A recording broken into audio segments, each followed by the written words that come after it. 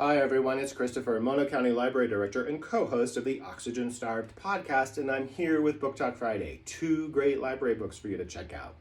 And the first I'm going to talk about is The Lincoln Highway, which came out just a few weeks ago by Amor Towles. I'm not going to give away the plot, I'm just going to read a little bit of the jacket blurb. In June 1954, 18-year-old Emmett Watson is driven home to Nebraska by the warden of the juvenile work farm, where he has just served 15 months for involuntary manslaughter. His mother long gone, his father recently deceased, and the family farm foreclosed on by the bank, Emmett's intention is to pick up his 8-year-old brother Billy and head to California where they can start their lives anew. But when the warden drives away, Emmett discovers that two friends from the work farm had hidden themselves in the trunk of the warden's car. Now those guys have hatched an altogether different plan for Emmett's future, one that will take them all on a fateful journey in the opposite direction to the city of New York. Now, as I mentioned, The Lincoln Highway just came out, and it came out to rave reviews for what is only Towles' third novel. Of course, part of this has to do with his sly use of language and crafting of voices.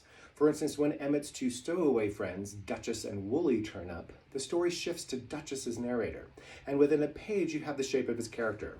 Wise-talking kid acting 5 years older than he is. And Duchess sums up Wooly for you just as cleanly when he belatedly pops up by remarking, "You've got to love that about Wooly. He's always running about 5 minutes late, showing up on the wrong platform with the wrong baggage just as the conversation is pulling out of the station." That is just great writing. Shifting the narration between the points of view is a technique Towles uses throughout the book, which helps keep the story fresh and gives the characters as a group more life in 3 dimensions, and helps you relate to them more whether you want to or not. Now, another motif Towles uses, of course, is nostalgia. The Lincoln Highway was America's first coast-to-coast highway running from Times Square in New York City to San Francisco.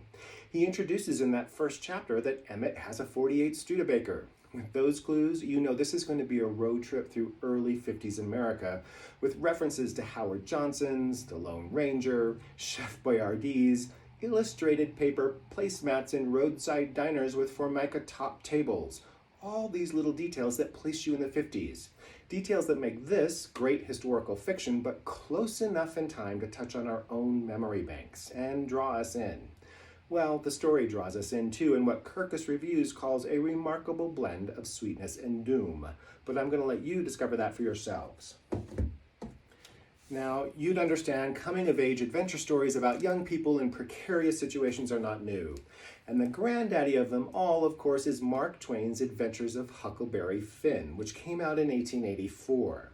Set in the mid-1800s and presented from teenage Huck Finn's perspective, it follows him as he starts on the path of becoming basically a small-time grifter. He endures and escapes the abuse of his alcoholic father and meets up with the escaped slave Jim, with whom he spends much of the novel traveling the Mississippi on a raft, getting into scrapes with more con artists until Jim is actually captured and Huck and his pal Tom Sawyer hatch a plan to rescue him. It's not all fun and games either. Twain hits on the issues of young people in foster care, alcoholism, racism, abuse, and run-ins with the law. This book has been considered part of the core American literary canon for over a century and is not without controversy. Of course, reading it today, we're struck by the racial stereotyping, but it's worth understanding that it was controversial when it was first published too. Twain was purposely writing what has been described as a scathing satire on racism and Southern culture, and he doesn't hold back from pushing buttons that give the reader pause, even today, nearly 140 years later. This is The Adventures of Huckleberry Finn by Mark Twain. We've got it in an omnibus edition, and The Lincoln Highway by Amor Towles, brand new. You can find it at the library.